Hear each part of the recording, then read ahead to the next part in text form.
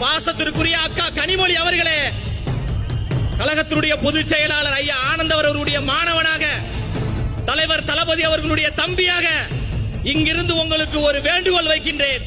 பெண்களை பாதுகாக்கக்கூடிய கட்சியாக திமுக இருக்கும் என்றால், பெண்களுக்கு துணை நிற்கக்கூடிய கட்சியாக திமுக இருக்கும் என்றால், எங்களுடைய கட்சியுடைய பெண் நிர்வாகிகளை குறித்து கீழ்த்தரமாக அயோக்கியத்தனமாக பேசிய அந்த நபரை 24 மணி நேரத்தில் திமுக என்கின்ற கட்சியில் இருந்து நீக்குவதற்கு திமுகவிற்கு துணிச்சல் இருக்கிறதா?